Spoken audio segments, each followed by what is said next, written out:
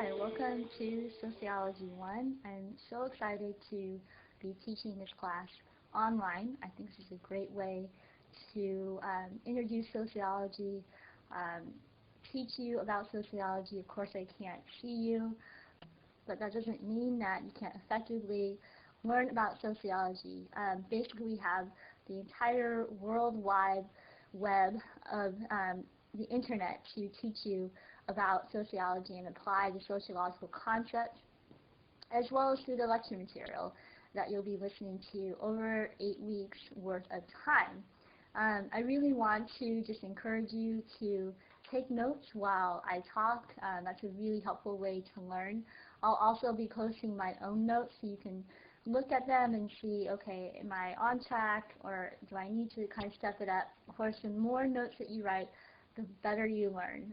That's something I really encourage my students is to really be active learners, be really active as much as possible, because things won't sink in as well unless you really sort of get in there, take notes. Maybe you can type them as you listen to them. That way you have a document already there for you that you can look over while you study. Also, when you read, take notes. It's just the more that you do in terms of being an active learner, the better off you'll be, the better off you'll do in this class.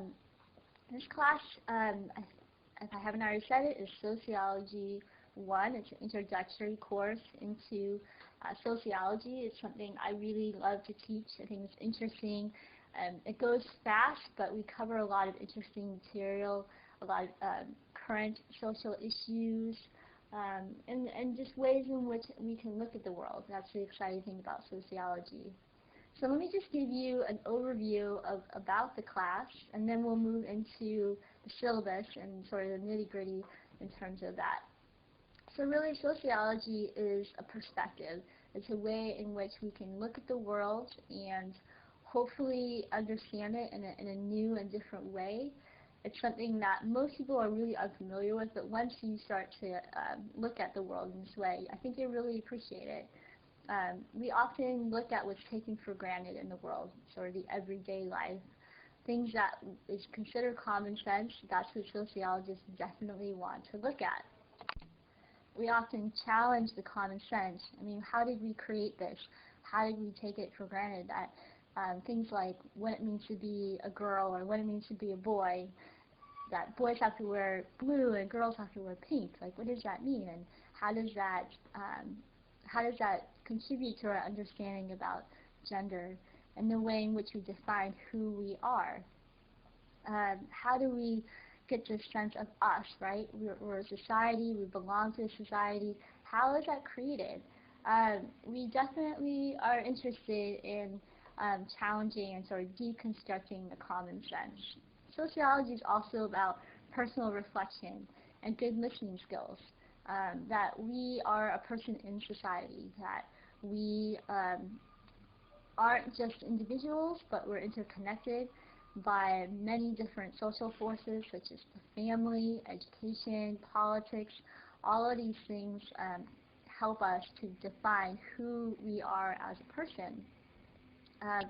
So again, there isn't one way of doing things in sociology. In fact, because we are coming from a personal standpoint, intersection of race, class, and gender, there are different ways of looking at society, and so we really encourage that there isn't just one right answer, that there are different ways of approaching the same question, the same social issue. A third thing that sort of defines a sociology course is that this sounds kind of obvious, but we try to think socially. We try to think as much as possible about the social structures in which we exist, that very minute individual experiences have to be placed in a larger social structure in order to really understand what it's about.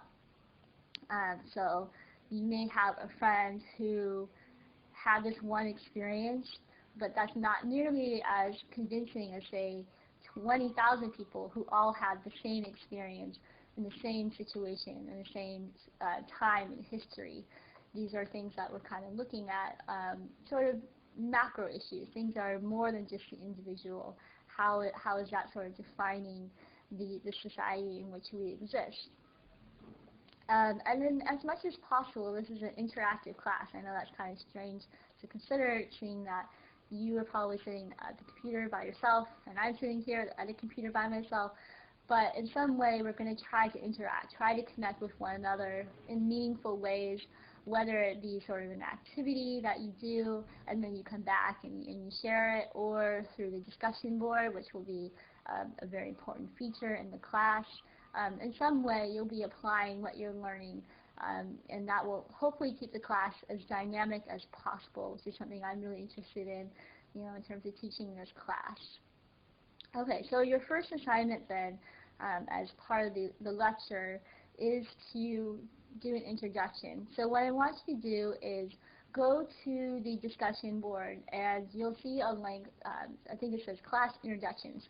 I want you to introduce yourself. I want you to say who you are, maybe your major, what you hope to get out of the class, and then maybe like what do you look forward to with an online course? Like, what's sort of the benefit to you as to why you are taking an online course? So go ahead and do that, and then come back for the next part of the lecture.